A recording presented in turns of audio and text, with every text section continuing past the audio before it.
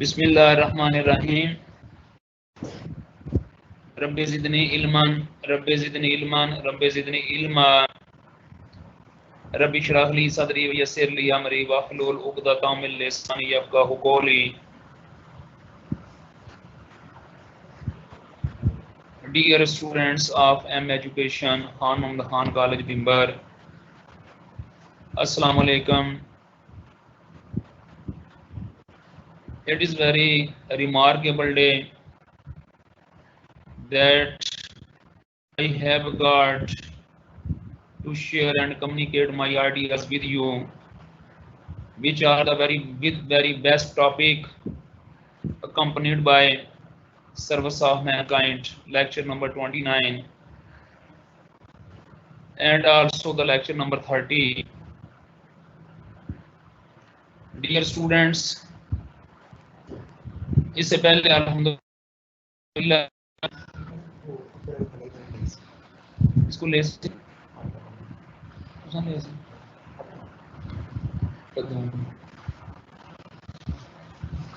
Dear students, جیسا کہ آپ جانتے ہیں کہ جو انسان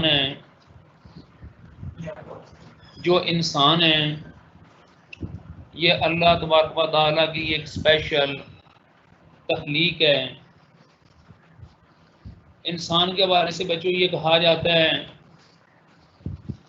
کہ جو انسان ہے یہ لفظ آدمی اور انسانیت اور ان کا مرکب ہے، یا سمجھ لیں کہ یہ ان کے متبادل لفظ استعمال ہوتے ہیں. اللہ تعالی نے جب انسان کو بنایا تو اسے اپنا کنبہ قرار دیا. دنیا میں جتنے بھی انسان ہیں ان کے بارے میں حدیث پاک ہے کہ اللہ نے نبی نے فرمایا کہ نو انسان میں یہ سارے کے سارے خدا کا کنبہ ہیں، لہٰذا ان کے ساتھ اچھا سلوک کرو. اور اگر میں آپ کو ڈیپلی تھوڑا سا ڈسکس کروں، اور اس سے پہلے ہم ایک لیکچر میں پڑھ بھی چکے ہیں کہ انسان کے اوپر یہ اللہ تعالیٰ کا ایک بڑا احسان ہے اس حوالے سے کہ انسان کو اللہ تعالیٰ نے ایک بڑا مقام عطا کی کہ جب انسان کو اللہ نے عقل عطا کی. بچوں، اگر انسان کے پاس عقل نہ ہو تو یہ ہڈیوں کا ڈھانچہ ہے، جانوروں کی طرح ہے. اور آپ لوگ دیکھتے ہیں اللہ تعالیٰ معاف کرے اور اللہ کے بچوں پناہ بھی مانگنی چاہیے کہ جو لوگ اللہ تعالیٰ معاف کرے پاگل ہوتے ہیں، ذہنی طور پر ختم ہوتے ہیں، ڈسٹرب ہوتے ہیں، پاگل ہو جاتے ہیں یا سینس لیس یا کانشیس لیس ہو جاتے ہیں، انہیں کوئی پتہ نہیں ہوتا کہ دنیا کیا ہے، کھانا پینا کیا ہے، ویلیوز کیا ہیں، رسپیکٹ کیا ہے، عزت کیا ہے، بے عزتی کیا ہے، ان کو کسی بارے میں پتہ نہیں ہوتا. کیوں نہیں ہوتا؟ حالانکہ وہ اٹے کٹے ہوتے ہیں، ان کا بھی جسم ہوتا ہے، ان کی بھی ٹانگیں بازو ٹھیک ٹھاک ہوتی ہیں، اس کے باوجود صرف ایک جو ہوتا ہے نا سینس، ان کا جو عقل ہے، جو دماغ ہے وہ ڈائیورٹ ہوتا ہے، جس کی وجہ سے پورا جسم ان کا نکارہ ہو جاتا ہے، ان کی نکارہ ہو جاتی ہے پوری ان کے معاشرے کے اندر. یعنی کہ جو ایک وہ بحثیت ایک فکر یا ایک انسان یا مفید شہری ہوتے ہیں، وہ مثال کے طور پر وہ اس لسٹ میں سے نکل جاتے ہیں. تو مقصد کہنے کا یہ ہے کہ اللہ تعالیٰ نے انسان کو بڑی محبت کے ساتھ بنایا، اور محبت سے زیادہ یہ ہے کہ انسان کو عقل عطا کی، جس وجہ سے جو انسان ہے یہ مثال کے طور پہ بڑے بڑے کارنامے میں سارے انجام دیتا ہے، اللہ تعالیٰ کے بڑے قریب تک بھی پہنچ جاتا ہے، یعنی کہ اللہ کا ولی بھی بن جاتا ہے، اور اللہ کی مخلوق کی خدمت کر کے اللہ کے بڑے قریب بھی ہو جاتا ہے. تو بچوں، یہ this is only depend upon the humans. اور میں نے آپ کو یہ پہلے بتایا ہے کہ والضحیٰ کے اندر اللہ تعالیٰ فرماتے ہیں لَقَدْ خَلَقْنَا الْإِنسَانَ فِي أَحْسَنِ تَقْوِيمٍ، اے انسان ہم نے تجھے بہترین شکل و صورت کے اوپر پیدا کیا. پھر اللہ تعالیٰ سورہ انفطار میں بچوں فرماتے ہیں یا ایھا الانسان ما غرک بربک الکریم الذی خلقک فسواک فعدلک فی ای صورۃ ما شاء رکبک. یعنی کہ یہ بھی ایک انسان کے بنانے کے حوالے سے کہ اے انسان کس بات نے تجھے اپنے انتہائی شفیق کریم رب کے بارے میں دھوکے میں ڈال رکھا ہے کہ وہ خدا جس نے تجھے پیدا کیا، تجھے بنایا، تجھے متناسب بنایا، برابر کیا۔ مقصد کہنے کا یہ ہے کہ اللہ کا تو ہم پر بڑا احسان ہے، اللہ کا اس حوالے سے ہمارے اوپر بڑا احسان ہے کہ اللہ تعالیٰ نے انسان کو ایک بڑا مقام اور مرتبہ عطا کی ہے۔ لیکن انسان جو ہے بچوں اگر تو اپنے مقام اور مرتبے کو پہچانے تو پھر یہ انسان بچوں فرشتوں سے بھی افضل ہے، اور اگر یہ انسان اپنے مقام اور مرتبے کا لحاظ نہ رکھے اور اخلاقی پستی میں گر جائے تو پھر شاید آپ کو پتہ ہے کہ نہیں پتہ اس انسان کو بدترین مخلوق بھی کہا گیا ہے۔ قرآن پاک کے اندر بچوں ان شر الدواب کہا گیا ہے۔ قرآن پاک کے اندر بچوں اس انسان کو فرشتوں نے کہا ہے کہ اے خدا کیا تو ایک ایسا بنی آدم بنانا چاہتا ہے کہ جو کہ میں خون ریزنے اور قتل و غارت کرے گا، تو پھر وہ واقعی ایسا انسان بن جاتا ہے۔ لہٰذا بچوں ضرورت اس چیز کی یہ ہے کہ ہم جو true status of humankind ہے اس کو سمجھیں، اور پھر اس کے مطابق جو ہمیں ڈیوٹیز سارے انجام دینے کو کہا گیا ہے ہم وہ اپنی جو ڈیوٹیز ہیں ان کو سارے انجام دیں۔ تو جیسے کہ ٹاپک سے ظاہر ہوتا ہے سروس آف مین کائنڈ، انسانیت کی خدمت۔ بچوں جو انسانیت کی خدمت ہے اس کے حوالے سے او پیپل آف اسلام، اے اسلام کے لوگوں، اے مسلمانوں، جیسے اللہ تعالیٰ فرماتے ہیں یا ایھا الناس ہو، اس کو کہا جاتا ہے O people of Islam, you are the best people ever raised for the good of mankind, تم انسانوں کی مدد کے لیے دنیا میں بھیجے گئے ہو، because you have been raised to serve others, کیونکہ تم دوسروں کی یعنی کہ خدمت کرتے ہو، کیونکہ تم دوسروں کے کام آتے ہو، کیونکہ تم دوسروں کے یہ دروازہ بند کر، تم دوسروں کے کام آتے ہو۔ تو بچوں یہ سورہ نمبر 3 ہے، یعنی سورہ آل عمران ہے، اور اس کی آیت نمبر 11 ہے کہ تم بہترین قوم ہو جو کہ تم یعنی کہ دنیا میں بھیجی گئی ہیں، اور تم کیا کرتے ہو کہ دوسروں کی خدمت کرتے ہو، دوسروں کی خدمت سارے انجام دیتے ہو۔ اب ذرا دیکھیں بچوں کہ یہ جو خدمت سارے انجام دینا یہ کیا ہے؟ تو خدمت سارے انجام دینے کے دو بڑے میننگ ہیں، خدمت سارے انجام دینے کے دو بڑے مطلب ہیں۔ ایک بچوں مطلب یہ ہے خدمت سارے انجام دینے کا کہ اللہ تبارک و تعالی نے جو ہم پر حقوق اللہ کی شکل میں ہماری ڈیوٹیز ذمہ داریاں لگائی ہیں ہم ان کو پورا کریں۔ ایک تو یہ ہے سروس آف مین کائنڈ کہ جو ہمارے حقوق العباد کی شکل میں ہمیں جو اللہ نے ڈیوٹیاں دی ہوئی ہیں، ڈیوٹیز دی ہوئی ہیں، ان ڈیوٹیز کو، ان رسپانسبلٹیز کو ہم پورا کریں۔ اگر ہر انسان اپنے فرائض، اپنے حقوق العباد پورا کرنا شروع کر دیں تو اس دنیا میں بچوں میں آپ کو بتاؤں کہ ابھی تو 7 ارب کی آبادی ہے نا، اگر یہاں پہ 70 ارب بھی آبادی ہو جائے تو کوئی انسان بھوک سے نہیں مرے گا، کوئی انسان نہ تو بھوک سے مرے گا اور نہ ہی کوئی انسان ظلم، قتل، جبر اور مثال کے طور پر اس طرح کے جو باقی برائیاں ہوتی ہیں ان میں مبتلا ہوگا۔ فرق صرف یہ ہے کہ اس دنیا میں بچوں بیسیکلی انسانوں نے اپنے اپنے لیول کے گروپ بنا لیے ہیں، جس کو کہتے ہیں، جس کو ایوریج کلاس کہتے ہیں، جن کو لوور کلاس کہتے ہیں۔ جیسا کہ ہندو نے ذات پات کے نظام کے حوالے سے اپنے ذات پات کے نظام میں انہوں نے 4 گروپ بنا لیے تھے۔ جو پہلا گروپ تھا وہ براہمن کا تھا۔ براہمن کے بارے میں یہ تھا کہ یہ انتہائی پاک باعزت، مطلب یہ ہے کہ باعزت اور انتہائی زیادہ مقام اور مرتبے والے یہ گروپ ہے۔ دوسرا جو گروپ تھا وہ کھشتری تھا، وہ بھی بڑا قدر و منزل کی نگاہ سے دیکھا جاتا تھا۔ تیسرا گروپ ویش تھا، وہ بھی بہترین تھا۔ سب سے بہترین تھا that was called the 4th گروپ۔ فورتھ گروپ کو بچوں کہا جاتا تھا شودر کہا جاتا تھا، اور یہ جو شودر ہیں ان کی پھر آگے سے مزید 4 قسمیں تھیں، تو مثال کے طور پر ملیچ تھے ان کے اندر، اور یہاں تک کہ یہ جو شودرز ہیں، شودر سارے کے سارے ملیچ ہی تھے دوسرے لفظوں میں۔ یہ بچوں یہ جو شودر ہیں ان کی جو زندگی ہے اور ایک جو جانور کی زندگی ہے، ایک جو مطلب یہ ہے کہ انتہائی گندے جانور کی زندگی میں کوئی فرق نہیں ہے۔ یہ وہ لوگ ہیں جو مینڈ کھاتے ہیں، چوہے کھاتے ہیں، چھپکلیاں کھاتے ہیں۔ آپ لوگ تو چھپکلیوں سے ڈرتے ہوں گے نا، یہ پکڑ کے منہ میں ڈال لیتے ہیں۔ اسی طرح اور بھی جو معاملات ہیں وہ سارے کے سارے یہ لوگ کرتے ہیں، انتہائی جانوروں جیسی زندگی ان کی۔ تو بچوں بات یہ ہے کہ وہ گروپ بن گئے وہاں پہ۔ اسی طرح مثال کے طور پر اور بھی بڑے بڑے دنیا میں بڑے گروپ ہیں، جیسے یہودی یہ کہتے ہیں کہ ہم اللہ تعالیٰ کے خاص گروپ ہیں، ہمیں بنی اسرائیل انہیں بھی کہا جاتا ہے، ہم اللہ کی بڑی مطلب ہے کہ پہنچی ہوئی قوم ہیں، اور مثال کے طور پر ہم بڑے ہی اچھے ہیں اللہ کی نظر میں، ہم اللہ کے چہتے ہیں، پیارے ہیں۔ اسی طرح عیسائی ہیں، ان کے بھی اپنے نظریات ہیں، وہ کہتے ہیں جی کہ ہمارے گناہ سارے معاف ہیں، اس لیے غزدی صلی اللہ علیہ السلام ہماری جگہ مصلوب ہماری قربانی گناہوں کا کفارہ دے چکے ہیں۔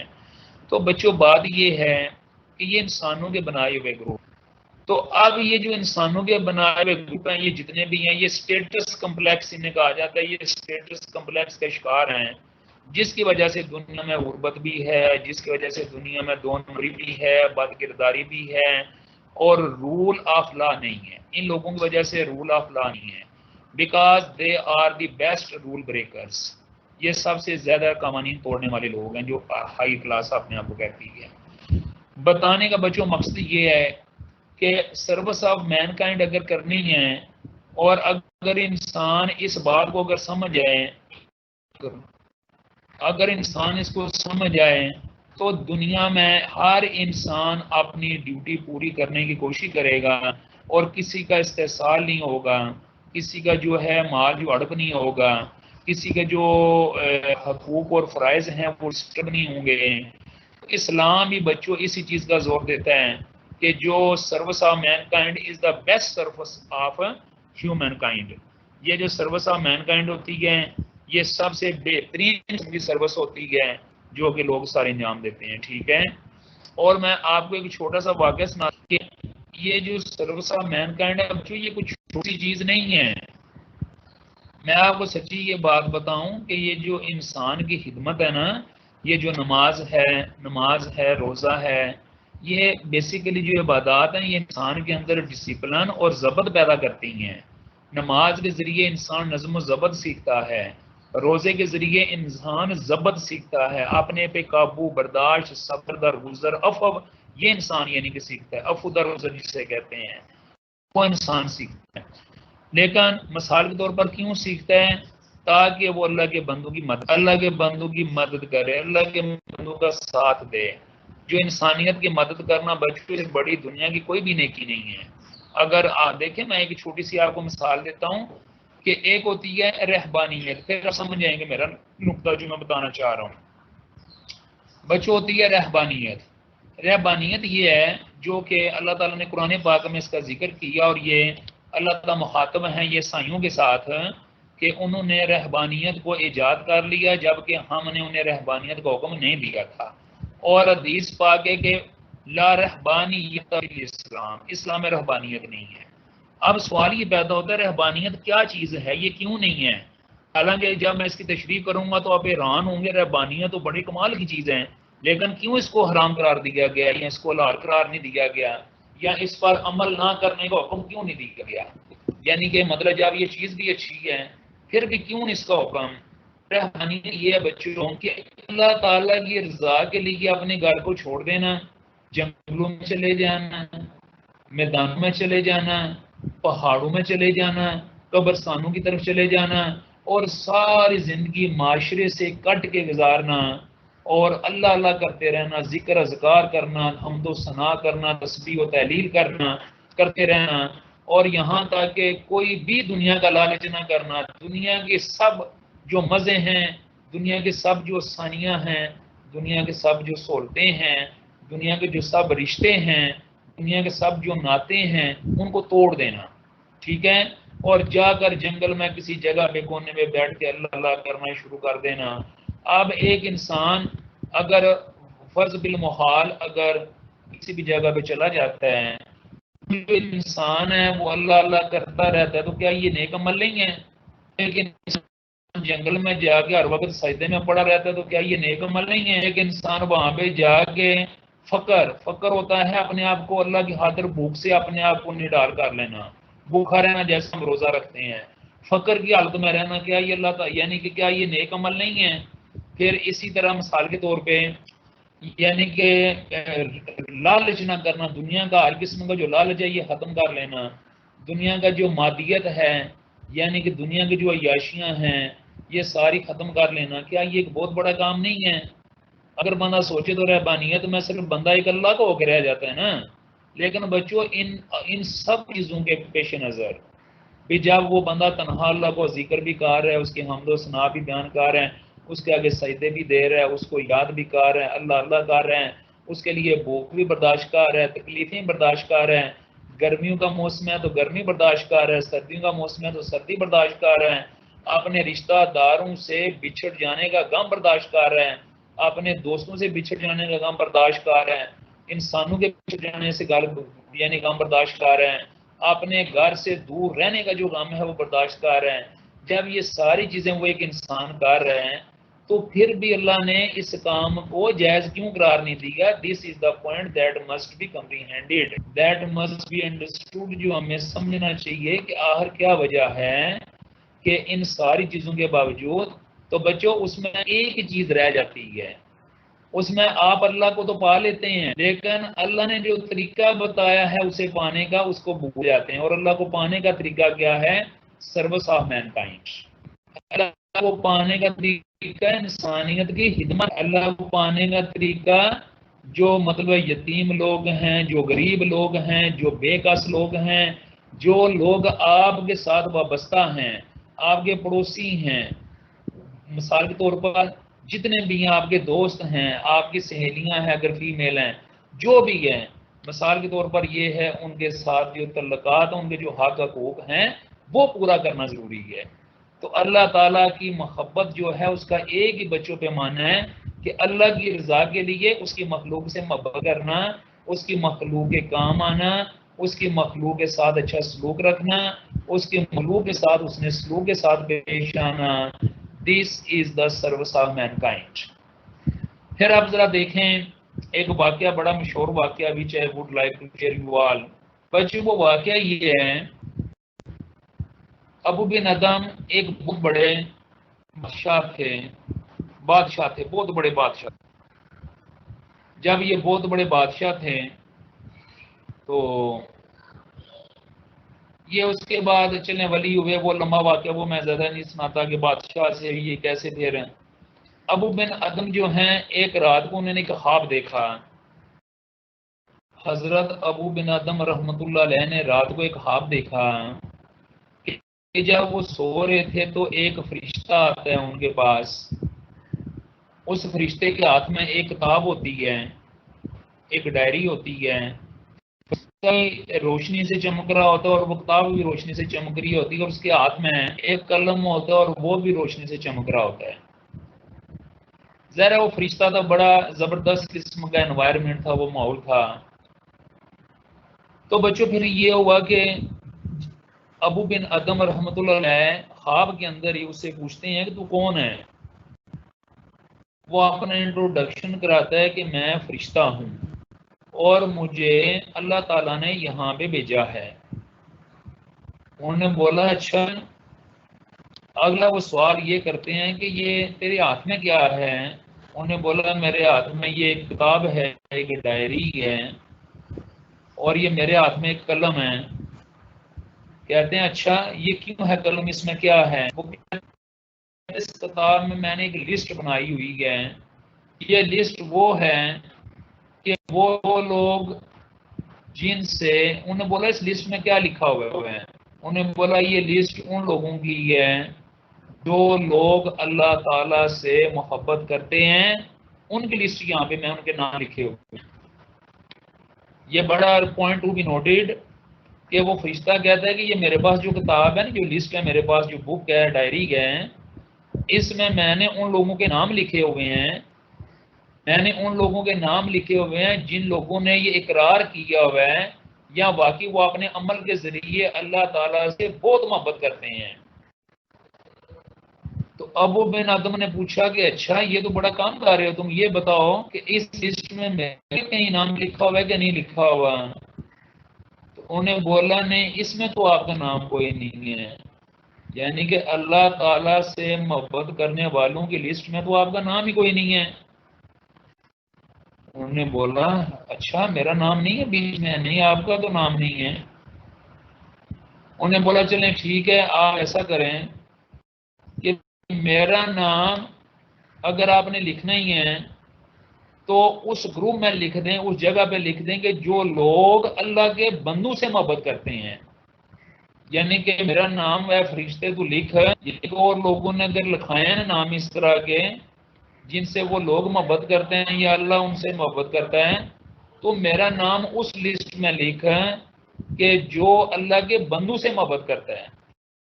فرشتے بات سنتا ابو بن آدم رحمۃ اللہ علیہ کی، ان کا نام لکھتا ہے اس لسٹ کے اندر، اس کے بعد وہ فرشتہ غائب ہو جاتا ہے۔ اتنے میں آپ کی آنکھ کھل جاتی ہے۔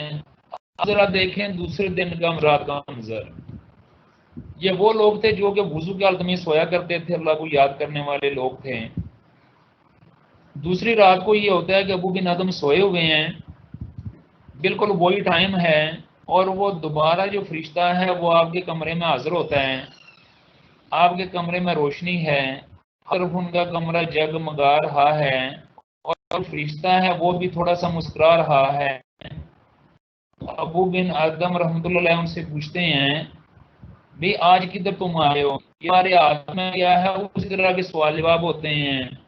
تو وہ ان سے پوچھتے ہیں اچھا یار یہ بتاؤ مجھے کہ میرا نام کل تو نے لکھا تھا؟ ہاں لکھا تھا۔ تو انہوں نے بولا، فرشتے نے بولا کہ میں جو لسٹ آج لے کے آیا ہوں نا، یہ وہ لسٹ ہے جس لسٹ میں ان لوگوں کے نام درج ہیں جن سے اللہ تعالیٰ سب سے زیادہ محبت کرتے ہیں۔ یعنی کہ فرشتے نے بولا کہ جو آج کی لسٹ ہے نا، اس میں ان لوگوں کے نام ہیں کہ جن کو اللہ تعالیٰ بہت زیادہ، اللہ تعالیٰ ان سے محبت کرتے ہیں۔ اچھا اللہ تعالیٰ نے واقعی اپنی طرف سے لکھوایا؟ انہوں نے بولا ہاں یہ اللہ نے بھیجا ہے کہ اللہ تعالیٰ فرما رہے ہیں کہ میں ان لوگوں سے بہت محبت کرتا ہوں، لہٰذا تم یہ نام لکھ لو۔ تو میں نے اللہ کے حکم کے عین مطابق یہ نام لکھے ہیں۔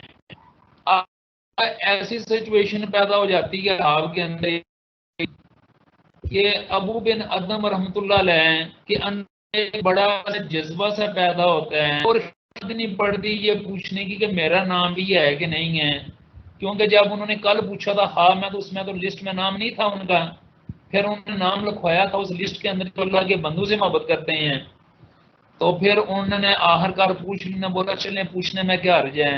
بڑی پریشانی کے ساتھ اور بڑے ہی سمجھ لیں کہ مؤدبانہ انداز میں، التجا والے انداز میں، سوالیہ انداز میں ان سے پوچھتے ہیں اچھا فرشتے یہ بتا کہ میرا نام آج لکھا ہوا ہے کہیں کہ نہیں لکھا ہوا؟ تو وہ فرشتہ آگے سے دیکھ کے مسکراتا ہے اور وہ لسٹ ان کے سامنے کر دیتا ہے، کہتا ہے یہ دیکھ لو اس لسٹ میں آج میں بتاؤں گا، آپ خود دیکھو۔ جب حضرت ابو بن آدم رحمۃ اللہ علیہ دیکھتے ہیں بچوں، تو حضرت ابو بن آدم کا نام was written at the top of the, اس لسٹ کے سب سے اوپر ان کا نام لکھا ہوتا ہے۔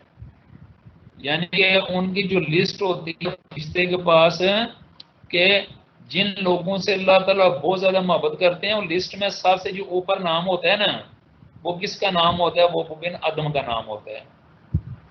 اس لیے بچوں انسان کو اللہ نے ایسے نہیں بنا دیا، انسان جو ہے یہ اللہ تعالیٰ کا بہت بڑا معجزہ ہے، اللہ کا یہ بہت بڑا حکم ہے۔ اس ایک انسان کے لیے دیکھیں کہ اللہ نے دنیا میں کیا مطلب کیا اس دنیا کو کیا سے کیا بنا دیا ہے۔ آج آپ دیکھتے ہیں کہ پتھروں کے زمانے میں رہنے والے انسان، جنگل کے زمانے میں رہنے والے انسان نے کیا کچھ بنا لی۔ میں اگلے دن سوچ رہا تھا کہ پہلے میرے ذہن میں یہ تھا اور یعنی پوچھتے ہیں جی کہ دنیا میں سب سے آپ کے نزدیک سب سے حیران کن ایجاد کون سی ہے؟ تو میرے ذہن میں سب سے پہلے یہ تھی کہ یہ جو ٹیسٹ ٹیوب انہوں نے ایک بچہ بنایا تھا، that was the very amazing, وہ بہت حیران کن. اور یہ تقریباً میں نے جب 10 سال پہلے پڑھا تو ابھی تک میرے ذہن میں تھا کہ یہ سائنس کی بہت بڑی ایجاد ہے. حالانکہ بے شمار اور بھی ایجادات ہیں، لیکن یہ بہت زیادہ اس نے مجھے متاثر کیا تھا. تو مثال کے حالانکہ جینیٹک انجینئرنگ نے تو بہت زیادہ کمال کی ہیں، لیکن میں اس وجہ سے بڑا حیران اور پریشان تھا. تو جب سے مجھے نینو میٹر جو ہے اس کے بارے میں پتہ چلا ہے، یہ ٹیکنالوجی، تو میں اور بھی زیادہ حیران اور پریشان ہوں کہ یہ کیا بلا ہے. وہ چیزیں جو ہمیں نظر ہی نہیں آتی ہیں، وہ مالیکول جو ہمیں نظر ہی نہیں آتے، ایٹم نظر ہی نہیں آتے، ان کے اوپر کام ہو رہا ہے. نینو ٹیکنالوجی، آپ نے میرا وہ ایک امیزنگ فیکٹ اگر نہیں سنا تو وہ سن لینا، جس میں نے بتایا ہوا ہے کہ مردوں کو زندہ کے امریکہ اور روس میں اور چین کے اندر روس کے اندر، کینیڈا کے اندر، یعنی کہ مردوں کو زندہ کرنے کی جو کوشش کی جا رہی ہے، بیسیکلی وہ نینو ٹیکنالوجی کا ایک حصہ ہے، جس میں انہوں نے ان مردوں کو اپنے یعنی کہ برف خانے میں رکھا ہوا ہے. کہ میں نے کرائیوناکس کے حوالے سے میری وہ امیزنگ فیکٹ میرا وہ دیکھ سکتے ہیں یوٹیوب میں نے یا پوائنٹ کے اوپر. اور میں کہوں گا کہ میرے یہ جتنے بھی امیزنگ فیکٹ ہیں یہ 10 ہو چکے ہیں، ان کو آپ لوگ دیکھیں، اس میں آپ کو بہت فائدہ ہوگا. تو مقصد میرا کہنے کا یہ ہے بچوں کہ یہ جو چیزیں ہیں نا، نینو میٹر جو ٹیکنالوجی ہے یا نینو ٹیکنالوجی کے ہیں، یہ چیزیں اتنی حیران کن ہیں بچوں کے، جب آپ انہیں اسٹڈی کریں گے تو آپ کا دماغ ہی نہیں کام کرے گا کہ یہ کیا چیزیں ہیں جن کے بارے میں ذکر. تو یہ چیزیں کس نے دی ہیں؟ آخر اسی نے دی ہیں نا، خالق نے دی ہوئی ہیں یہ چیزیں ہمیں، اسی اللہ نے دی ہیں جو ہمارا تخلیق کار ہے، جو ہمارا یعنی کہ کریٹر ہے، جو ہمارا خالق ہے. اس نے انسان کو اگر عقل نہ دیتا یہ ساری چیزیں کیا ممکن تھیں؟ میں آپ کے سامنے آپ کو لیکچر دے رہا ہوں، آپ مجھے پتہ نہیں کہاں لوگ بیٹھے ہوئے ہیں اور یہ بات میری سن رہے ہیں. اگر ہمارے پاس ایسا بھی سسٹم ہے، میں آپ کو دیکھنا چاہوں تو میں بھی دیکھ سکتا ہوں، آپ مجھے دیکھنا چاہیں وہ بھی دیکھ سکتے ہیں. لیکن چلیں یہ 50% ہم جو یوز کر رہے ہیں یہ بھی ٹھیک ہے، مثال کے طور پر چلیں آپ صرف میری بات سن رہے ہیں. تو مقصد میرا کہنے کا یہ ہے کہ یہ کس چیز کے مرہون منت ہے؟ یہ انسان کی عقل کے مرہون منت ہے.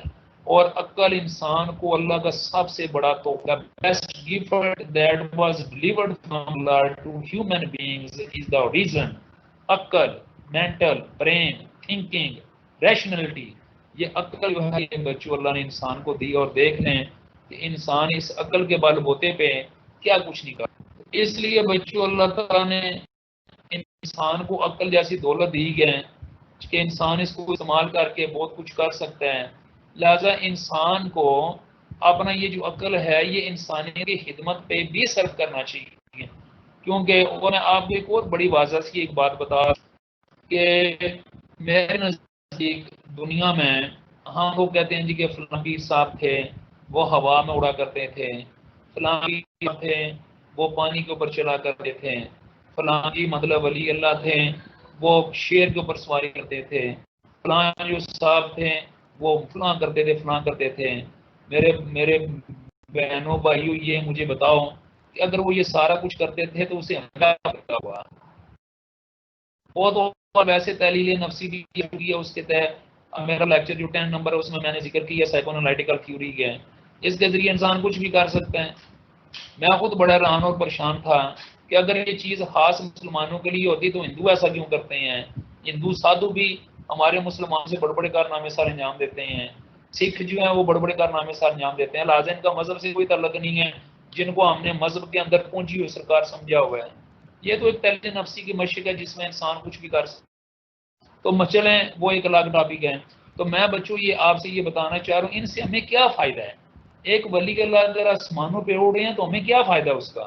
ایک مطلب یہ ہے کہ پیر صاحب جو ہے نا یہاں کہتے ہیں کہ میں یہاں پر بیٹھا ہوتا ہوں تو میں وہاں پر مکہ میں موجود ہوتا ہوں، ہمیں اس کا کیا فائدہ؟ ہمیں فائدہ یہ بجلی نے دی ہے کہ روشنی ہے اور آپ لوگوں کے پاس بھی اس وقت روشنی ہے. فائدہ تو اس لائٹ نے دی ہے، اس بلب نے دی ہے کہ آپ اس کو آن کرتے ہیں اور آپ بیٹھے رہتے ہیں. ہمیں تو فائدہ مثال کے طور پر اس جہاز بنانے والے البر رائٹ نے دیا کہ جنہوں نے جہاز بنا دی. اور دنیا کیا جو پہلے 6 مہینے لگتے تھے پاکستان سے جو لوگ حج کرنے کے لیے جایا کرتے تھے عمرہ کرنے کے لیے خانہ کعبہ میں، آج کل لوگ 2 گھنٹے میں خانہ کعبہ میں پہنچے ہوتے ہیں. ہمارے لیے مطلب انسانیت کے اوپر تو ان لوگوں نے خدمت کا مثال کے طور پر لڑے نے بجلی بنائی، کتنا بڑا احسان کیا. جان کروک جس نے ہمیں یہ بنا کے دیا موبائل، آپ لوگ کدھر بیٹھے ہوئے ہیں، میں کدھر ہوں، اور آپ تک میری باتیں پہنچ رہی ہیں. یہ کمپیوٹر یا لیب جس کے اوپر آپ بیٹھے ہیں 1642 میں یہ پاس کر لیں، پھر بعد بھیجنے اس کے اوپر مزید اضافے کیے. یہ خدمت تو ان لوگوں کی ہے. سروس آف مین کائنڈ کے لیول پہ تو یہ لوگ اترتے ہیں جنہوں نے انسانیت کو کچھ دیا، تو اس لیے میں ان لوگوں کو ولی سمجھوں. یعنی کہ ولی یہ لوگ ہیں جنہوں نے انسانیت کو کچھ دیا ہے، جنہوں نے انسانیت کے لیے ثانیہ پیدا کی ہیں، جنہوں نے انسانیت کے لیے بڑا با کمال یعنی کہ کارنامے سارے انجام دیے ہیں.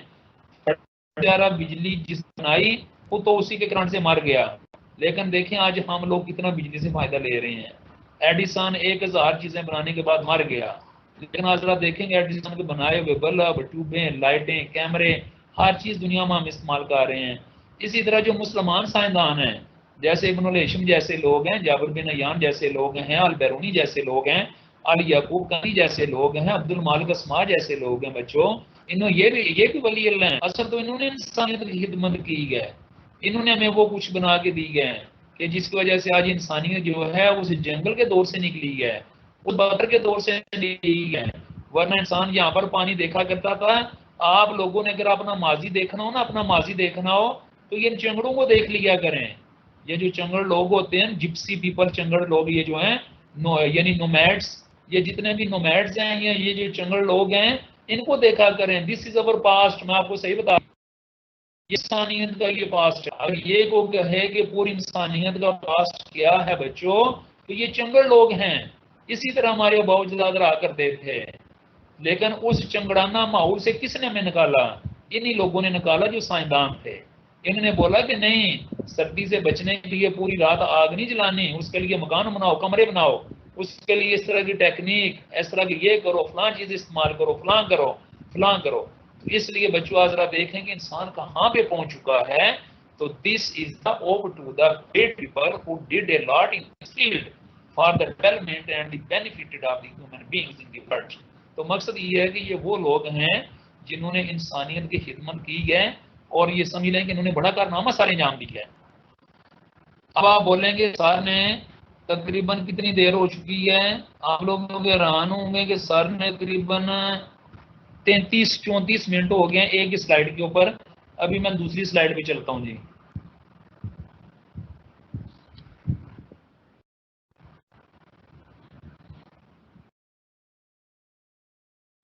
آگے بچوں یہ ہے کہ by treating everyone with kindness and respect regardless of age, race, gender, culture, region اور current life placement, a little effort can cause an upswing in their condition of life again. And how wonderful it is when you are part of the reason for that positive change by service to humanity. یہ جتنی میں نے باتیں بتائی ہیں یہ اسی کے حوالے سے ہے، انسانی خدمت کے حوالے سے ہی. آگے چلتے ہیں. Service humanity is service to God. کتنا خوبصورت جملہ ہے بچوں. This is important. میں آپ کو بتاؤں کہ ایک بار ایک حدیث کا مفہوم ہے. کسی نے پوچھا کہ واٹ از اسلام، اسلام کیا ہوتا ہے؟ دو لفظوں میں جواب تھا، یعنی کہ اس کا جواب اس حدیث کے مفہوم کے مطابق دو الفاظ میں ہے. واٹ از اسلام، اس کا آنسر یہ ہے submission to Allah and the service of humanity. اللہ کے آگے سرنڈر کرنا اور انسان کی خدمت کرنا. دس از اللہ کے جو احکامات، اللہ کے جو حکم ہیں ان کے آگے سرنڈر کرنا، یعنی ان کو سرہم تسلیم کرنا اور انسانیت کی خدمت. بچوں یہ اسلام. اگر کوئی انسان، جیسے دنیا میں کچھ لوگ ایسے بھی ہیں جو دہری ہیں، بے شک انہوں نے کام کیا وہ قابل قبول نہیں ہے. یعنی کہ اگر کسی جو انسان خدا کو مانتا ہوگا اور انسانیت کو دے گا وہ ولی ہے. یہ بات یاد رکھنا میری بات جو آگے میں نے تشریح کر کہ جس نے انسانیت کو کچھ دیا اور وہ شرط یہ ہے کہ وہ خدا کو ماننے والا ہو تو وہ بھی ولی ہے. اب یہاں پہ یہ بیان کیا جا رہا ہے کہ service to humanity is service to God. انسانیت کی خدمت اصل میں اللہ کی خدمت ہے. ذرا دیکھ لیں کتنا خوبصورت جملہ ہے. When the word God includes in humanity, جب اللہ کے لفظ جو ہیومینٹی کے لیے استعمال کیا جاتا ہے It is in the nature form that the creator is all the time after loving care of human race in entire universe. تو یعنی کہ جس وقت ہم گاڈ کا لفظ استعمال کرتے ہیں تو اس کا مطلب یہ ہے کہ یہ پوری کی پوری جو انسانیت ہے، اس کائنات کے اوپر جتنی انسانیت ہے جو اللہ تعالیٰ نے پیدا کی ہوئی ہے، ان انسانوں کی دراصل وہ تربیت، وہ ان کی فطرت ہے کے مطابق ان کے ساتھ ہم نے سلوک کرنا ہے. یعنی کہ مطلب یہ وہ بتا رہا ہے کہ اللہ تعالیٰ نے یہ جو کائنات بنائی ہوئی ہے اور جس نہج پہ اللہ نے یہ کائنات کو بنایا ہوا ہے اس کے مطابق لوگوں کے ساتھ جو سلوک کرنا، this is God service to humanity is service to God, اس کا بیسیکلی یہ مفہوم ہے. اگر اس میں انتہائی سادہ لفظوں میں بیان کروں تو وہ یہ ہے کہ اللہ نے اس کائنات کے اندر جن جن کو پیدا کیا ہے ان کی جو خدمات ہیں ان تک پہنچانا، اور ان کی مطلب یہ ہے کہ کسی قسم کی یعنی کہ اپنی طرف سے فرق نہ آنے دینا. تو this is the called basically service to God. یہ اللہ کی خدمت ہے، یہ انسانیت کی خدمت ہے. انڈر دا لونگ کیئر، اللہ کی جو پیار بھری محبت ہے، دیر از نو نیرو مارجن آف کاسٹ، اس میں کوئی قسم کے ذات نہیں ہے، اس میں کریڈ، اس میں کوئی عقیدہ بھی نہیں ہے یعنی فرقہ نہیں ہے، اینڈ ریلیجن اور مذہب ہے. دیکھیں جی کہ ایک انسان کے ساتھ ہمیں دو طرح کا یعنی کہ ہم رویہ رکھ سکتے ہیں. اگر کوئی مسلمان ہے، بحیثیت انسان ہے، تو اس کی مدد کرنا بھی ہمارے لیے فرض ہے، اور یہ ایسے ہی فرض ہے جیسے کہ غیر مسلم مجبور انسان کی مدد کرنا. یہ بات میری یاد رکھنا، صرف جنگی حالات میں ہی ہم لوگ غیر مسلم کے اوپر اٹیک کر سکتے ہیں.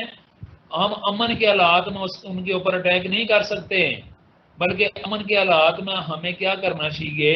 ان لوگوں کا مدد کرنی چاہیے. یہاں پر اگر گھر میں کوئی ایک کافر آ جاتا ہے نا پیاسا، تو ہمیں اسے پانی پلانا چاہیے. ہندو آ جاتا ہے پیاسا، اسے پانی پلانا چاہیے. عیسائی یہودی آ جاتا ہے، اسے بھی پانی پلانا چاہیے. یہ بات آپ کے ذہن میں ہونی چاہیے. حضرت عمر فاروق کی مثال ہے. حضرت عمر فاروق ایک دفعہ ایک جگہ پہ جا رہے تھے تو آپ نے وہاں پر ایک غیر مسلم بوڑھے کو بھیک مانگتے ہوئے دیکھا. حضرت عمر فاروق رضی اللہ تعالیٰ عنہ ایک دن جا رہے تھے ایک جنگی شہر میں، ایک بازار میں سے گزر رہے تھے کہ آپ نے ایک غیر مسلم بوڑھے کو بھیک مانگتے ہوئے دیکھا. تو آپ نے اس سے پوچھا تو بھیک کیوں مانگ رہا ہے؟ کیا تیرا کوئی بچے شچے یا تیرا گھر نہیں ہے؟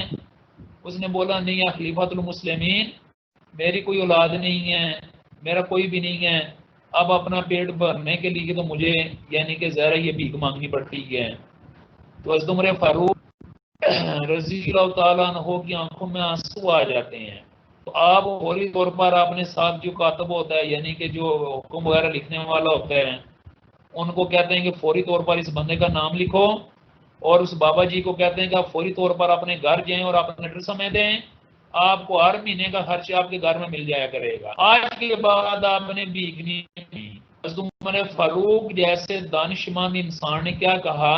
انہیں کہا کہ تم فوری طور پر بابا جی اپنے گھر چلے جاؤ، آج کے بعد آپ نے بھیک نہیں مانگنی، اپنا ایڈریس دے دو اور اس ایڈریس پر آپ کو پیسے مل جایا کریں گے، ہر مہینے کا خرچہ مل جایا کرے گا بیت المال سے. پھر اس کے بعد آپ نے ایک بری اور فرمایا کہ جب غیر مسلم لوگ جب جوان ہوتے ہیں تو ہم بیت المال کے لیے ان سے جزیہ لیتے ہیں. یعنی آپ نے کیا فرمایا کہ جب یہ لوگ جوانی کی حالت میں تھے تو ہم تو جزیہ لیا ہوا ہے. اب ہماری حکومت، ہماری ریاست، ہماری اسٹیٹ کا یہ فرض بنتا ہے کہ جب یہ جزیہ دینے کے قابل نہیں رہتے تو ہم ان کو بیت المال سے ان کی مدد کریں. دیکھ لیں، یہ ہے بیسیکلی انصاف، یہ ہے basically service of human kind یا مین کائنڈ. لہذا ہم نے کسی قسم کے کاسٹ یہ نہیں دیکھنا کہ آجا چودھری ترخان، یہ پتہ نہیں مطلب جی شیخ ہوان اور یہ کسان اور مناس اور یہ کیا کچھ ہیں، یا پنجوا جنجوا جو کچھ بھی ہیں. No, all are equally in eye of God. ہم نے اگر بحیثیت ایک انسان، اگر ایک چودھری ہے اس کو مدد کی ضرورت ہے، کیونکہ چودھری بھی غریب ہو سکتا ہے، اس کی مدد کرنی چاہیے. راجہ اگر غریب ہے اس کی بھی کرنی چاہیے. ایک موچی اگر غریب ہے تو اس کی بھی کرنی چاہیے. اگر ایک مطلب ہے کہ اور کوئی شیڈولڈ کاسٹ ہے، کوئی اقلیت ہے، اس کی مدد کریں. اور کریڈ کا مطلب یہ ہے کہ جو بھی اس کا فرقہ ہے، یعنی کہ یہ فلاں فرقہ، یہ سنی ہے، یہ وہابی ہے، یہ فرقہ جعفریہ کا، یہ فلاں، اللہ کی رضا کے لیے اگر کوئی انسان آ جاتا ہے اس کی مدد کرنی چاہیے. اینڈ ریلیجن، کوئی بھی بندہ غیر مسلم آ جائے، کوئی بھی بندہ یہودی، عیسائی، نصرانی، شترانی، جو بھی ہے، قسم کا بھی ہے، زرتشت ہے، کنفیوشش ہے، جو بھی ہے، جین ماتا ہے، تو ماتا ہے، جو بھی ہے، ان کی مدد کرنا یہ بچوں it is very necessary. Any religion for any human race is the outcome of the creation of God and as such with our birth as human being we all are nothing but our God with whom. یعنی کہ دنیا میں بچوں جتنی مخلوق ہے تو خدا کی ہے، بے جتنی مخلوق ہے یہ خدا کی پیدا کرتا ہے، لہذا خدا کی مخلوق ہے، اس کو عطا کرنا، ان کے ساتھ تعاون کرنا، یہ سمجھ لیں کہ اللہ کے ساتھ تعاون کرنا ہے، اللہ کی مدد کرنا ہے. حالانکہ اللہ کو مدد کی ضرورت نہیں ہے. اللہ کی مدد سے مراد ہے کہ اللہ کے بندوں کے ساتھ اس نے سلوک کیا جائے، اللہ کا جو قانون ہے، شریعت ہے، اس کو آگے پھیلایا جائے، یہ اللہ کی مدد ہے. آگے جی. Who has received the kind and divine grace of our God is representing our religion.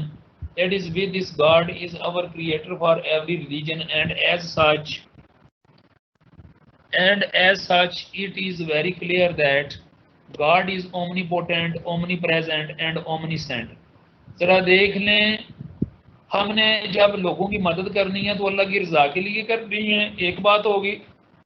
ہم نے جو بھی خدا کی بنائی ہوئی مخلوق ہے اللہ کی رضا کے لیے ان کی مدد کرنی ہے، کیونکہ یہ بات بڑی واضح ہے کہ اللہ تعالیٰ اومنی پوٹینٹ کا مطلب یہ ہوتا ہے کہ اللہ تعالیٰ سب سے زیادہ قوت اور طاقت اور غلبے والے ہیں. اومنی پریزنٹ، اللہ تعالیٰ ہر جگہ پہ موجود ہیں. اومنی سینٹ یعنی کہ اللہ تعالیٰ ہر جگہ پہ اپنی قدرت طاقت دسترس رکھتے ہیں. With such the highest values of God has made his presence and fragrance throughout the entire universe. ان تمام چیزوں کی وجہ سے، ان تمام بہت بڑی اقدار کی وجہ سے اللہ تعالیٰ ہر جگہ پہ موجود ہیں اور اللہ کی خوشبو ہر جگہ پہ موجود ہے. یہ جو اوپر لکھا ہوا ہے نا اومنی سینٹ ہے، اس کا مطلب اللہ کی خوشبو بھی ہوتا ہے، یعنی کہ اللہ تعالیٰ کا رنگ جس سے کہہ سکتے ہیں، تو اللہ کی خوشبو ہر جگہ پہ موجود ہے اس پوری کائنات کے اندر. اور سچی یہ بات ہے کہ دنیا کو ذرا غور سے دیکھیں تو اللہ کی ہمیں خوشبو بھی ضرور آئے گی، اور اللہ کا ہم اپنی آنکھوں سے بھی محسوس کریں گے، ہم کانوں سے بھی محسوس کریں گے، 5 سینسز کے ذریعے ہم اللہ تعالیٰ کو فیل کر سکتے ہیں. In the non-practice, when the grace of God provides the entire universe, it is not the duty of every man race for their action to make our universe more beautiful to live for entire human beings. اس سیارے زمین کو اگر کوئی خوبصورت بنانے والی ہستی ہے تو وہ انسان خود ہے. اگر انسانیت کو جلا بخشنے والی کو قوم ہے تو وہ انسانیت خود ہے.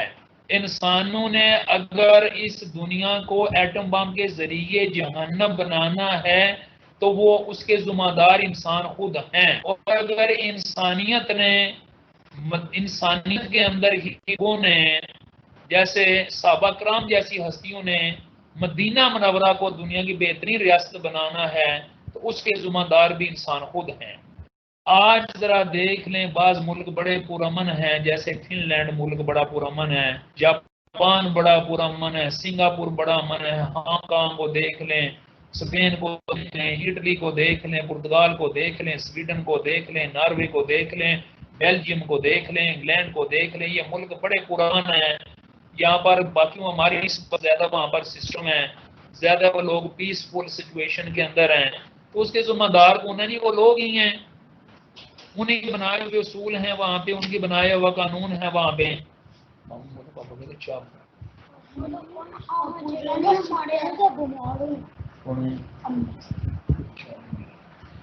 اس لیے بچوں میں بھی یہ بتانا چاہ رہا ہوں کہ ان سب چیزوں کا جو ذمہ دار ہے وہ انسان خود ہے، اور کوئی بھی انسان جو ہے نا اس کا ذمہ دار نہیں ہے.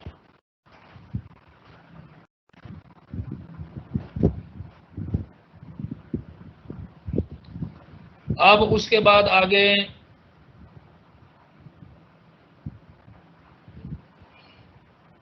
یہ ہے کہ ہاں if we human being are working supported by love, kindness, keeping our mind and with the salutation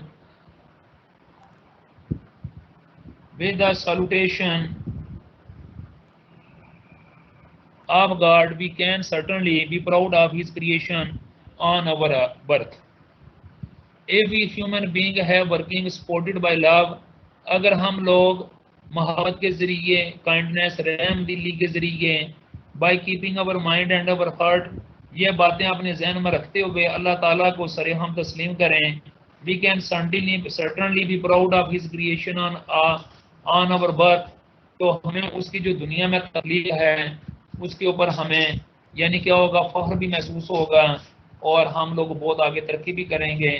اور مثال کے طور پر جو اللہ نے بھیجا ہے تو اس لیے بچوں یہ بات ذہن میں رکھنے کی ہے. دروازہ بند کر دو. یہ بات ذہن میں رکھنے کی ہے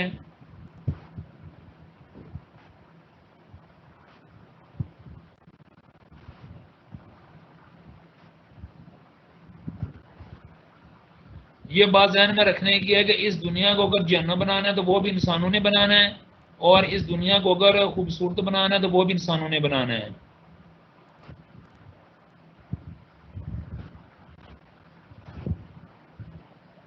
کیونکہ جو انسان ہیں یہ اس چیز کے ذمہ دار ہیں اور اس سیارے کے اب آپ ذرا دیکھیں کہ ایک وقت تھا کہ جاپان کو امریکہ نے تباہ کر دیا. لہذا جو جاپان ہے اس کو تباہی پر لانے والے کون لوگ تھے؟ اس کو امریکہ والے تھے. اس کا مطلب انسانیت کا قتل وہاں پر 70 سال تک جو بھی نسل پیدا ہوتی رہی وہ مثال کے طور پر لولے اور لنگڑے بچے پیدا ہوتے رہے. اس زمین کو اس سیارے زمین کو کس نے دوزخ بنایا؟ جنت بنایا. یعنی کہ انہی لوگوں نے بنایا، انسان نے بنایا. with our birth we all are born with head brain. اس دنیا میں ہم لوگ پورے دماغ کے ساتھ سوچ کے ساتھ پیدا ہوتے ہیں. energy with our divinity and the heart for performing our action of our life line. our action cause the quality of our performance. یعنی کہ مقصد یہ ہے کہ اس دنیا میں ہمارے جو اپنے اعمال ہیں یہی سارا کچھ ہیں. انہی اعمال کے ذریعے ہم مطلب اس دنیا کو انسانیت کی خدمت کرتے ہیں اور انہی اعمال کے ذریعے ہم مثال کے طور پر لوگوں کے یعنی کہ لوگوں کے لیے مسائل پیدا کرتے ہیں. تو بچوں یہ تھا مختصر سا جو تعارف ہے یہ انسانی خدمت کے حوالے سے ہے کہ ہمیں انسانوں کی خدمت کرنی چاہیے، ہر حال میں خدمت کرنی چاہیے اور کسی لمحے بھی ہمیں اس سے منہ نہیں موڑنا چاہیے. ود اوور برتھ یہ بھی بات ہو گئی ہے. اب میں آپ سے یہ بتانا یہ چاہ رہا ہوں کہ بیسیکلی ایک بات یہ ذہن میں رکھنی ہے انسانی خدمت اگر ہم جو کریں تو وہ یہ ہے کہ انسان کے اوپر جو حقوق العباد عائد ہوتے ہیں ان کو پورا کیا جائے تو انسانیت کی خدمت ہو جاتی ہے. اگر مثال کے طور پر آپ اپنے والدین کے حقوق کو سمجھیں تو یہ بھی ایک سروس آف مین کائنڈ ہے. اگر آپ اپنے پڑوسیوں کے حقوق کو سمجھیں، رشتہ داروں کے حقوق کو سمجھیں، اسی طرح مہمانوں کے حقوق کو سمجھیں، اسی طرح محلے اور پڑوسیوں کے حقوق کو سمجھیں، بحیثیت ایک انسان. مثلا دیکھیں کہ اسلام تو اتنا بڑا زبردست مذہب ہے کہ اسلام اگر آپ اپنے کسی رشتہ دار سے اپنے رشتہ دار ہمسائے سے نیکی کرتے ہیں، آپ اگر اپنے کسی رشتہ دار ہمسائے سے یا پڑوسی سے نیکی کرتے ہیں تو آپ کو 3 گنا ثواب ملتے ہیں. مثلا 3 گنا ثواب کیسے؟ 1 گنا ثواب اس لیے کہ وہ ایک انسان ہے. دوسرا گنا کیسے یعنی کہ ثواب کہ وہ آپ کے پڑوسی ہیں. یعنی بحیثیت ایک انسان کے بھی آپ کو ثواب ملے گا، بحیثیت آپ کو پڑوسی کے بھی ثواب ملے گا اور بحیثیت رشتہ دار بھی ثواب ملیں گے. 3 قسم آپ کو ثواب ملیں گے جب آپ اپنے کسی پڑوسی رشتہ دار سے ان کے کام آئیں گے. اور اگر آپ ویسے اپنا ایک یعنی کہ جو رشتہ دار ہے ویسے اس کے کام آ جاتے ہیں تو پھر کیا ہوگا کہ آپ کو 2 یعنی کہ 2 راجر ملے گا، بحیثیت ایک انسان کے اور بحیثیت ایک رشتہ دار کے. اور اگر مثال کے طور پر آپ ویسے کسی انسان کی خدمت کرتے ہیں وہ بھی آپ کو 1 پوائنٹ یعنی کہ 1 گنا ثواب ملے گا انسان کی خدمت کرنے کا، مدد کرنے کا. لیکن ایک بات یہ ذہن میں رہی اس حوالے سے کہ جس وقت آپ لوگ سروس آف ہیومینٹی کرتے ہیں یا مین کائنڈ، اس میں جو کنڈیشن ہوتی ہے نا وہ بڑی میٹر کرتی ہے. بعض اوقات کوئی ایسا انسان ہوتا ہے وہ اتنا مجبور ہوتا ہے آپ اس کی خدمت کر دیتے ہیں تو آپ سمجھ لیں کہ اللہ تعالیٰ کے بہت محبوب بن جاتے ہیں. جیسا کہ آپ نے ایک واقعہ سنا ہوا ہے، ایک آدمی تھا اور اس کو کیا تھا کہ اسے بہت زیادہ بھوک لگی ہوئی، پیاس لگی ہوئی تھی. وہ جنگل میں سے گزر رہا تھا، کہیں بھی اسے پانی نہیں مل رہا تھا. آخرکار اسے ایک جگہ پہ پانی نظر آتا ہے، وہ وہاں پہ جاتا ہے اور وہاں پہ بڑی مشکل سے وہ پانی پینے کا اہتمام کرتا ہے. جب وہ پانی پی رہا ہوتا ہے تو واپس مڑنے لگتا ہے تو اس کی نظریں قریب ہی کتے پر پڑتی ہے جو کہ منہ کھولے ہوئے وہاں پر پیاس کی حالت میں شدت میں وہاں پر منہ کھولے بیٹھا ہوتا ہے اور پانی یعنی کہ پینا چاہ رہا ہوتا ہے لیکن ظاہر ہے وہ نہیں پی سکتا. تو اس کو خیال آتا ہے، وہ کیا کرتا ہے کہ اس کے پاس اور تو کوئی اس طرح کا برتن نہیں ہوتا تو وہ کیا کرتا ہے کہ اپنی جراب جو اپنا موزہ ہوتا ہے اس کو پانی میں ڈبوتا ہے اور وہ پانی، اس کا موزہ جو ہے وہ پانی چوس لیتا ہے. تو اس کے بعد وہ کتے کے منہ میں پانی ڈالتا ہے اور کتا پانی پی لیتا ہے. اس طرح اس کی پیاس جو ہوتی ہے وہ بجھ جاتی ہے. تو اس کے نتیجے کے طور پر اس کو خواہ میں یہ پتہ چلتا ہے کہ اللہ نے اس کی بخشش کر دی ہے. تو اس لیے یہ بات ایک ذہن میں رکھنے کی ہے کہ جو انسانیت کی خدمت ہے یہ ایک بہت بڑی نیکی ہے. تو اس لیے یہاں پہ یہ بات بیان کی جا رہی ہے کہ our actions cause the quality for our performance which may preserve us in the line with our action of humanity. مطلب یہ ہے کہ جو ہمارے اعمال ہیں، جو ہم کسی کے ساتھ خدمت وغیرہ سر انجام دیتے ہیں، اس کا کیا ہوتا ہے کہ اس میں جو ہمارا کردار ہے، جو اس کی کوالٹی ہے، وہ بہت زیادہ میٹر کرتی ہے اس حوالے سے. پھر آپ نے یہ بھی ایک واقعہ پڑھا ہوا ہے کہ ایک عورت تھی تو اس نے ایک اپنے گھر میں بلی جو ہے اسے بہت تنگ کیا کرتی تھی. اس نے اس بلی کو کیا کیا، گھر میں باندھ دیا. جب گھر میں باندھ دیا تو وہ بلی بھوکی مار گئی، پیاس اور شدت سے مار گئی. اس کے نتیجے کے طور پر کیا ہوا کہ اس کے لیے دوزخ لکھ دیا گیا، دوزخ کی سزا لکھ دی گئی. اس لیے یہ جو سروس آف مین کائنڈ ہے یہ تو بہت بڑا درجہ ہے. یہ تو میں نے آپ کو جانوروں کی مثالیں دی ہیں.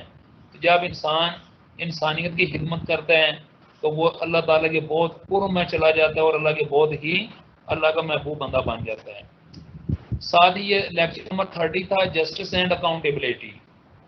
اس کا انٹروڈکشن یہ ہے کہ اکاؤنٹیبلٹی ان موسٹ یعنی کہ juvenile justice system is interpreted as punishment or adherence to a set of rules laid down by the system. یعنی اکاؤنٹیبلٹی کا لفظی مطلب ہوتا ہے کہ پوچھ گچھ یا احتساب. تو یہ احتساب ایک ایسا نظام ہے، یعنی کہ یہ ایک ایسا انصاف کا نظام ہے کہ جو کہ لوگوں کے کو سزا و جزا دینے کے حوالے سے مختلف قسم کے جو قوانین ہیں ان کو تشکیل دیتا ہے. However, neither being punished nor following a set of rules involves taking full responsibility for behavior of making repairs for the harm caused. مقصد یہ ہے کہ قوانین وغیرہ اس لیے بنائے جاتے ہیں اور سزائیں اس لیے رکھی جا رہی ہیں تاکہ بندہ پوری ذمہ داری کے ساتھ اپنے جو ایٹیٹیوڈ ہے اس کا اظہار کریں اور تاکہ کسی کو کسی قسم کا نقصان نہ پہنچا سکے. تو یہ ہوگی اکاؤنٹیبلٹی کی تعریف. بیسیکلی جسٹس ایز اکاؤنٹیبلٹی، یعنی کہ جسٹس کا مطلب تو ہو گیا انصاف یا عدل. جو عدل ہے یہ بیسیکلی عدل کا لفظی مطلب کیا ہوتا ہے؟ عدل کے قرآن پاک کے اندر 3 میننگ بیان ہوئے ہیں، لیکن آپ کا یہاں پر جو عدل ہے اس کا مطلب ہے انصاف. تو ہمیں جو عدل ہے یعنی کہ زندگی کا کوئی بھی معاملہ ہے، زندگی کا کوئی بھی شعبہ ہے، اس میں جو عدل ہے اس کو ایک یعنی کہ نمایاں حیثیت حاصل ہے. عدل کے بغیر کوئی بھی نظام ہے وہ صحیح طریقے سے نہیں چل سکتا. کسی بھی نظام کو چلانے کے لیے ہمیں بڑی ضرورت ہوتی ہے انصاف کی.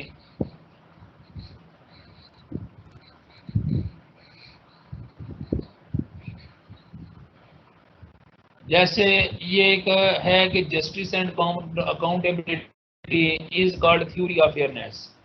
یعنی کہ اگر یہ بولا جی کہ what is the theory of fairness, you can answer justice and accountability. جو جسٹس اینڈ اکاؤنٹیبلٹی ہے یہ بیسیکلی اس کو تھیوری آف فیئرنیس بھی کہہ سکتے ہیں. جسٹس کا مطلب انصاف، جسٹس کا مطلب انصاف اینڈ اکاؤنٹیبلٹی جو ہے اس کا مطلب ہوتا ہے پوچھ گچھ یا احتساب. یعنی کہ انصاف اور احتساب، یہ جو نظام ہے یہ نظام اتنا امپورٹنٹ ہے کہ اگر کوئی بھی جو ملک ہے اس نے اگر ترقی کرنی ہے تو اس نظام کو سامنے رکھنا ہوگا. اس نظام کے ذریعے، اس کریکٹرسٹک کے ذریعے کوئی بھی جو دنیا کا نظام ہے یہ بہت آگے جا سکتا ہے. مثال کے طور پر میں ایک آپ کے سامنے یہ یعنی کہ ایک ایگزامپل یہ رکھنا چاہوں گا، اور شاید میں نے آپ سے پہلے بھی شیئر کیا، کسی بھی ملک کی جو ہوتی ہیں اس کے 3 بڑے شعبے ہوتے ہیں. کوئی بھی جو ملک ہے نا اس کے اندر 3 بڑے شعبے ہوتے ہیں. ایک شعبہ کیا ہوتا ہے مقننہ کا، اور دوسرا شعبہ کیا ہوتا ہے عدلیہ، اس کا عاملہ کا، جس کو انتظامیہ بھی کہتے ہیں، اور جو تیسرا شعبہ ہے وہ ہوتا ہے عدلیہ کا، جسے جوڈیشری بھی کہتے ہیں. تو یہ یعنی کہ ایک ہو گیا مقننہ جس کو لیجسلیٹو بھی کہتے ہیں، پھر ایک ہو گیا انتظامیہ جس کو ایگزیکٹو بھی کہتے ہیں، اور ایک ہو گیا مثال کے طور پر تیسرا عدلیہ جسے جوڈیشری بھی کہتے ہیں. جو عدلیہ ہے اس کا کام یہ ہوتا ہے انصاف کرنا اور حق کے ساتھ انصاف کرنا، تاکہ کسی بھی شہری کے ساتھ کسی قسم کی کوئی زیادتی نہ ہو، جو بھی شہری ان کے ساتھ انصاف کا جو رویہ ہے وہ کرتا جائے. تو مثال کے طور پر کوئی بھی جو ملک ہے نا، یاد رکھنے کے بعد کہ سوال یہ ہے کہ جرائم کب پیدا ہوتے ہیں. جرائم اس وقت پیدا ہوتے ہیں جب کسی ملک کی عدالتیں کمزور ہوتی ہیں. جب کسی ملک کی عدالت کمزور ہوتی ہے تو اس وقت جرائم پیدا ہوتے ہیں. تو اس لیے جرائم جو ہیں ان کو روکنے کے لیے جو عدالتیں ہیں یہ ایک قسم کی ڈال ہوتی ہیں، یہ ایک شیلٹر ہوتا ہے. ان کے ذریعے ہم بڑے سے بڑا جو جرم ہے کرنے والے جو لوگ ہیں ان کو روک سکتے ہیں. اگر کسی ملک کی اگر کسی ملک کی عدالتیں کمزور ہے تو اس ملک کے سارے جو نظام ہیں وہ کمزور، اور اگر کسی ملک کی عدالتیں مضبوط ہیں تو ہر جو نظام ہے ملک کا وہ مضبوط ہے، کیونکہ لوگوں کو انصاف مل رہا ہوتا ہے. 1941 کا واقعہ ہے، یعنی جس وقت سیکنڈ ورلڈ وار لگی ہوئی تھی، آپ لوگوں کو پتہ ہے جب سیکنڈ ورلڈ وار لگی ہوئی تھی اس وقت جو برطانیہ ہے اس کا جو برطانیہ ہے بچوں اس کا جو وزیر اعظم ہے اس وقت ہے اس کا نام تھا سر ونسٹن چرچل. تو یہ میں نے آپ کو پہلے بھی یہ ایک بات سنائی ہوئی ہے، اسے کسی نے آگے بتایا کہ برطانیہ جو ہے اس کی فوجوں کو جنگ یعنی کہ یہ جو عالمی جنگ اس میں شکست ہو چکی ہے. تو چرچل 2 منٹ کے لیے خاموش ہوتا ہے، پھر وہ اپنی کابینہ سے پوچھتے ہیں کہ یہ ذرا بتاؤ کہ ہماری عدالتوں کا نظام کیسا جا رہا ہے. تو وہ کہتے ہیں جی کہ ہمارے جو عدالتیں ہیں وہ تو بڑی بہترین ہیں، وہ تو لوگوں کو سے انصاف دے رہی ہیں. بلکہ اس وقت تو مشہور تھا کہ جب تک جو بادشاہ ہے وہ بکنگم پیلس میں موجود ہے لوگ چین کی نیند سوتے ہیں، وہاں پر تو کسی قسم کا افراتفری نہیں ہے.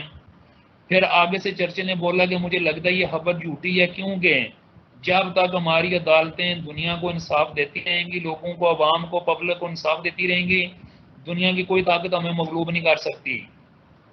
انصاف دینے سے جذبہ حب الوطنی پیدا ہوتا ہے، انصاف دینے سے اپنے گھر سے محبت پیدا ہوتی ہے.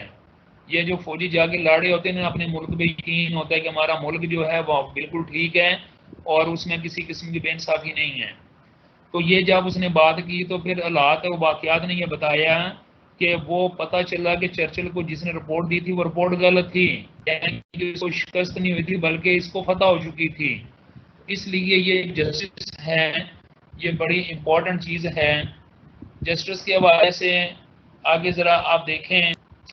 What do people mean what they say that they have been treated rightly or wrongly? Answer of this question is called fairness theory. What do people mean when they say اس کا کیا مطلب ہوتا ہے جب لوگ یہ کہتے ہیں that they have been treated rightly or wrongly؟ جب لوگ کہتے ہیں جی کہ ان کے ساتھ صحیح طریقے سے یا غلط طریقے سے کوئی سلوک ہو رہا ہے تو اس سے کیا مراد ہے؟ تو اس کا جواب ہمیں کہاں پہ ملتا ہے کہ جب لوگ جو ہوتے ہیں نا وہ اچھائی اور برائی کے بارے میں کوئی ڈسکس کر رہے ہوتے ہیں. اس کا جواب ہمیں ملتا ہے فیئرنیس تھیوری کے اندر. فیئرنیس تھیوری یہ ہے کہ بچوں جس ملک کے اندر جسٹس ہو اور اس پر عمل درآمد بھی ہو، اکاؤنٹیبلٹی ہو، تو وہ مثال کے طور پر جو ملک ہے نا، یعنی کہ ایک چھوٹا بچہ ہے نا اگر اس کو ابھی نا والدین پوچھیں کہ تو کدھر گیا تھا اور کیا کرتا ہے تو وہ بچہ بھی زیادہ بگڑ جاتا ہے. بچوں کو پوچھنا یہ بھی اکاؤنٹیبلٹی ہے، یعنی کہ کسی کے جرم پہ یا کسی کی سلیکنیس پہ، کسی کی گڑبڑ کے اوپر اسے پوچھنا اور پوچھ کے اس کو سزا بھی دینا، بعض اوقات دس از کالڈ اکاؤنٹیبلٹی، جس کو دوسرے لفظ میں محاسبہ بھی کہتے ہیں۔ ہر انسان کو ویسے بھی اپنا محاسبہ کرنا چاہیے۔ اس کے بعد آگے ہیں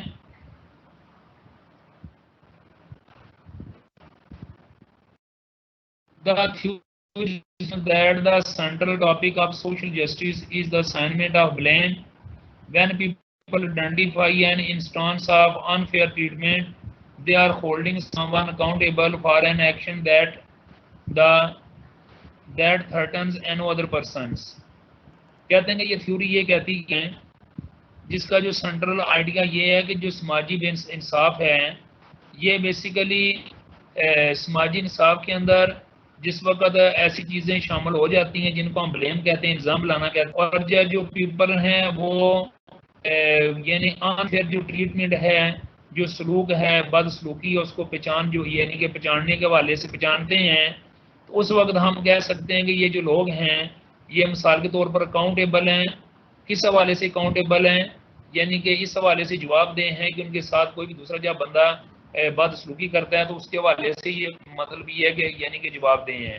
مقصد یہ ہے کہ جو لوگ کسی معاشرے کے اندر رہتے ہوئے دوسرے انسانوں کے ساتھ کسی قسم کا بھی برا سلوک کرتے ہیں، اور وہ لوگ جو ہیں وہ چیز کو اٹھاتے ہیں، تو وہ جن لوگوں نے گڑبڑ کی ہوتی ہے وہ اکاؤنٹیبل ہوتے ہیں۔ مقصد یہ ہے کہ ان کو جواب دینا ہوتا ہے۔ اب یہ جسٹس ان اسلام ہے، اسلام کے اندر جو جسٹس ہے اس کا کیا مفہوم ہے؟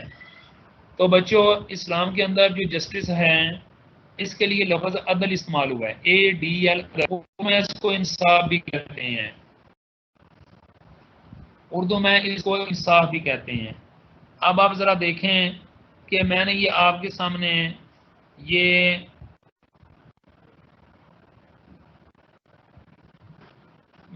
سامنے ایک دو تین چار پانچ یعنی قرآن پاک کے مختلف مقامات ہیں جہاں پہ میں نے یہ انصاف کے حوالے سے، عدل و انصاف کے حوالے سے یہ جو صورتیں ہیں، جیسے سورہ النساء ہے، اس کی آیت نمبر 58 ہے، اسی طرح سورہ مائدہ ہے، اس کی آیت نمبر 8 ہے، اسی طرح بچوں سورہ انعام ہے، اس کی آیت نمبر 153 ہے، پھر بچوں اسی طرح سورہ نحل ہے، اس کی آیت نمبر 76 اور اس کے بعد آیت نمبر 90۔ اس کا مطلب ہے ان دونوں یعنی کہ آیات کے اندر عدل کے بارے میں حکم ہے یا عدل کے حوالے سے کچھ کہا گیا ہے۔ اسی طرح بچوں سورہ آل شورہ ہے، اس شورہ کی سورہ نمبر جو 15 ہے اس کے اندر اللہ تعالیٰ نے عدل کے حوالے سے حکم دیا ہے۔ تو ابھی میں ان صورتوں کا ترجمہ آپ کے سامنے پڑھوں گا تاکہ آپ لوگوں کو سمجھ آ جائے۔ جیسے پہلا ہے سورہ النساء ہے، آیت نمبر یہ 58 ہے، اس میں اللہ تعالیٰ فرماتے ہیں وَإِذَا حَكَمْتُم بَيْنَ النَّاسِ أَن تَحْكُمُوا بِالْعَدْلِ، جب لوگوں میں فیصلہ کرنے لگو تو انصاف سے فیصلہ کیا کرو۔ یعنی کہ یہ جج کے لیے بھی ایک حکم ہے، یہ ایک وکیل کے لیے بھی حکم ہے، گھر میں ایک خاندان میں جو بھی انسان ذمہ دار ہیں کسی چیز کا، ان سب کے لیے یہ حکم ہے کہ جب بھی تم لوگ فیصلہ کرو تو انصاف کے ساتھ فیصلہ کیا کرو، اس میں مثال کے طور پر یعنی کہ بے مانی نہ کیا کرو۔ پھر بچوں اسی طرح آگے سورہ مائدہ ہے، اس کی آیت نمبر 8 ہے، اس میں اللہ تعالیٰ فرماتے ہیں آیت نمبر 8 میں اللہ تعالیٰ فرماتے ہیں وَلَا يَجْرِمَنَّكُمْ شَنَآنُ قَوْمٍ عَلَىٰ أَن تَعْدِلُوا اعْدِلُوا تَعْدِلُوا أَقْرَبُ لِلتَّقْوَىٰ۔ اس کا بچوں ترجمہ یہ ہے اور لوگوں کی دشمنی تم کو اس بات پر آمادہ نہ کریں کہ انصاف چھوڑ دو، انصاف کیا کرو کہ یہی پرہیزگاری کی بات۔ ذرا سوچو اور غور کرو کہ انصاف کے حوالے سے یہاں پہ حکم ہے کہ لوگوں کی جو دشمنی ہے تمہیں اس بات پر آمادہ نہ کرے۔ بعض بات کیا ہوتا ہے کہ بعض لوگوں کی دشمنی ہوتی ہے ایک دوسرے کے ساتھ، اور لوگ جب فیصلہ کرنے کے لیے جاتے ہیں تو وہ دشمنی کو مد نظر رکھتے ہوئے بے انصافی کر دیتے ہیں۔ مثال کے طور پر اس میں بھی ہمیں بڑا یعنی کہ کیئرفل اور محتاط ہونا چاہیے۔ حضرت عمر فاروق رضی اللہ تعالیٰ عنہ کی ایک اور مثال میں آپ کے سامنے دوں گا کہ ایک مسلمان اور ایک یہودی کی آپس میں گڑبڑ ہو جاتی ہے، تو وہ مسلمان اور جو یہودی ہیں وہ دونوں حضرت نبی صلی اللہ علیہ وسلم کے پاس جاتے ہیں، تو نبی صلی اللہ علیہ وسلم وہ ساری کی ساری بات سنتے ہیں، آپ یہودی کے حق میں فیصلہ کر دیتے ہیں۔ ذرا دیکھیں، حالانکہ اللہ کے نبی کو کس کو سپورٹ کرنا چاہیے تھا؟ مسلمان کو، لیکن آپ نے نہیں، آپ نے عدل جو ہے، عدل یعنی انصاف جو اس کو نظر انداز نہیں کیا، بلکہ انصاف کرتے ہوئے، اور وہ انصاف جو حق یعنی کہ جو انصاف کرنے کا حق ہے، صحیح قسم کا جو انصاف ہے وہ کرتے ہوئے، وہ جو انصاف کرتے ہوئے آپ نے یہودی کے حق میں فیصلہ دے دی اور مسلمان کے خلاف فیصلہ دیا۔ جب یہودی کے حق میں اور مسلمان کے خلاف فیصلہ دیا تو پھر کیا ہوا کہ وہ جو مسلمان اس یہودی کو لے کے نا حضرت عمر فاروق کے پاس چلا گیا کہ حضرت عمر فاروق جو ذرا سخت طبیعت ہو سکتا ہے کہ وہ میرے حق میں فیصلہ کر دیں۔ تو وہ جس وقت حضرت عمر فاروق کے پاس گیا تو حضرت عمر فاروق نے یہودی کی اور مسلمان کی دونوں کی بات سنی، اور جب آپ کو پتہ چلا کہ یہ دونوں لوگ اپنا فیصلہ پہلے سے نبی صلی اللہ علیہ وسلم کے پاس کرا چکے ہیں، اور یہودی جو ہے اس پہ مان چکا ہے اس بات کو، لیکن جو مسلمان ہے وہ اس بات کو نہیں مان رہا، تو آپ نے بولا اچھا آپ ٹھہریں، ابھی عمر فیصلہ کرتے اس حوالے سے۔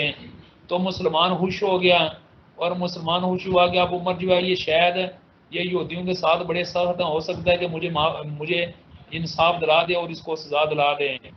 حضرت عمر فاروق اندر جاتے ہیں، نیام میں سے تلوار نکالتے ہیں اور آ کے اس مسلمان کا سر قلم کر دیتے ہیں اور کہتے ہیں کہ یہ ہے عمر کا انصاف۔ مقصد یہ ہے کہ آپ کا فرمان تھا کہ جو لوگ نبی پاک کا جو فیصلہ ہے اس کو قبول نہیں کرتے، پھر عمر کا اس کے بعد یہ فیصلہ ہوتا ہے۔ آپ لوگ ذرا اندازہ لگا لیں کہ اگر اللہ کے نبی چاہتے تو وہ یہودی کے خلاف فیصلہ کر سکتے تھے، کیونکہ آپ اس میں پاور میں تھے، لیکن اس کے باوجود آپ نے کیا کیا کہ انصاف کو مد نظر رکھتے ہوئے انصاف ہی کیا۔ اسی طرح بچوں، بہت سارے ہمارے اپنے کوئی رشتہ دار جو دوسرے لوگ ہوتے ہیں، ہمیں ان کے ساتھ بھی انصاف کا معاملہ کرنا چاہیے۔ زندگی میں بہت سارے معاملات ہوتے ہیں اور ہمیں بالکل بھی کسی قسم کی جو بے انصافی ہے وہ نہیں کرنی چاہیے، وہ ہمیں بے انصافی نہیں کرنی چاہیے۔ اسی طرح بچوں سورہ انعام اس کی آیت نمبر 153 ہے، جس میں اللہ تعالیٰ فرما رہے ہیں وَإِذَا قُلْتُمْ فَاعْدِلُوا وَكَانَ ذَا الْقُرْبَىٰ، اے لوگوں انصاف کے ساتھ بات کرو اگرچہ وہ آپ رشتہ دار ہی کیوں نہ ہو۔ یہ نہیں کہ اگر رشتہ دار ہیں اور ایک مخالف ہیں یا غیر رشتہ دار ہیں تو جو غیر رشتہ دار لوگ ہیں ان کے حق میں ہم لوگ فیصلہ کرتے ہیں، نہیں، جو مسلمان ہیں اور رشتہ دار ہیں اور جو غیر مسلم ہیں یا غیر رشتہ دار ہیں سب کے ساتھ ہمیں پورا انصاف کرنا چاہیے۔ اسی طرح بچوں سورہ نحل کے اندر اللہ تعالیٰ فرماتے ہیں حال یستوی هو ومن یامر بالعدل وهو علی صراط مستقیم۔ اللہ تعالیٰ فرماتے ہیں کہ کیا وہ انسان برابر ہیں اس شخص کے جو لوگوں کو انصاف کا حکم دیتا ہے اور خود اس راستے پر چلے، یعنی جو لوگ انصاف کا حکم دیتے ہیں اور انصاف کرتے ہیں، سیدھے راستے پہ چلتے ہیں، وہ لوگ تو اللہ کے ہاں بڑے مرتبے والے لوگ ہیں۔ انصاف بچوں یہ چھوٹے سے چھوٹے لیول سے لے کے بڑے سے بڑے لیول تک انصاف کرنا چاہیے۔ ہمیں اپنی زندگی میں مطلب مردوں کو چاہیے کہ وہ بھی اپنی زندگی میں جن چیزوں کا ان کو بنایا گیا ہے کفیل، ان میں انصاف کریں۔ خواتین کو بھی انصاف کرنا چاہیے، جو جج ہیں، انسان ہیں، بحیثیت جتنے بھی لوگ ہیں جو ان کے معاملات ہیں اس میں جو انصاف ہے اس کا جو دامن ہے کہ کبھی آگے پیچھے نہیں ہونے دینا چاہیے۔ اسی طرح بچوں آگے سورہ نحل ہے، سورہ نحل کی آیت نمبر 76 میں اللہ تعالیٰ فرماتے ہیں، یہ تو میں نے بتا دیا بلکہ آیت نمبر 90 اللہ فرماتے ہیں ان اللہ یامر بالعدل والاحسان وایتاء ذی القربیٰ، اللہ تم کو انصاف اور احسان کرنے اور رشتہ داروں کو مدد کرنے کا حکم دیتا ہے، تو انصاف کرنے کا حکم آ گیا۔ اسی طرح سورہ شعراء ہے، سورہ شعراء کی آیت نمبر 15 میں اللہ تعالیٰ فرماتے ہیں وَأُمِرْتُ لِأَعْدِلَ بَيْنَكُمْ، یعنی کہ مجھے حکم ہوا کہ میں تمہیں انصاف کروں۔ لہذا بچوں یہ ساری جو آیات مبارکہ ہیں یہ جسٹس کے حوالے سے ہیں، انصاف کے حوالے سے ہیں، تو آپ یہ نوٹ کر لیں، ان کا آپ نے ایکٹیویٹی کے طور پہ مجھے آپ نے ان کا ترجمہ لکھ کے سینڈ کرنا ہے۔ سورہ النساء نمبر 58 सूरह आयत नंबर 8, सूरह इनाम आयत नंबर 153, सूरह नहल आयत नंबर 76 और 90 और सूरह शुरा आयत नंबर 15। इनका यानी कि आपने मुझे जो तर्जुमा है, अब आप इस वक्त अभी आप लिखेंगे और लिख के जैसे आप लिख चुकेंगे तो फिर आप लोग ये मुझे सेंड कर देंगे। ये मतलब ये है कि समझ लें कि ये आपकी अभी इस वक्त की ये एक्टिविटी है। उसके बाद आगे ये बाकी ये लिखा हुआ है कि हमें अपने मामलात में, अपनी ज़िंदगी के मामलात में अपनी ज़िम्मेदारियों के हवाले से हमें अकाउंटेबल होना चाहिए और उन ज़िम्मेदारियों को पूरा करना चाहिए। तो बच्चों अभी मैं आपको ये भी है कि जो भी हमारी ज़िंदगी मामलात आते हैं, अगर हम एक टीचर हैं हमें इंसाफ के साथ अपना काम करना चाहिए, अगर हम स्टूडेंट हैं हमें इंसाफ के साथ काम करना चाहिए। तो अभी आप लोगों के पास 20 मिनट का टाइम है, बल्कि 15 मिनट का टाइम है। आप इस एक्टिविटी को करें और तर्जुमा लिख के मुझे मैसेज करें। थैंक यू वेरी मच, अल्लाह हाफिज़। तो आज का हमारा लेक्चर नंबर 29 और लेक्चर नंबर जो 30 है ये अल्हम्दुलिल्लाह मुकम्मल। तो आपने ये जो मैंने एक्टिविटी दी है इसको आप इतने में करें और ये एक्टिविटी करने के बाद मुझे आपने मैसेज कर दें। थैंक यू वेरी मच, अल्लाह हाफिज़।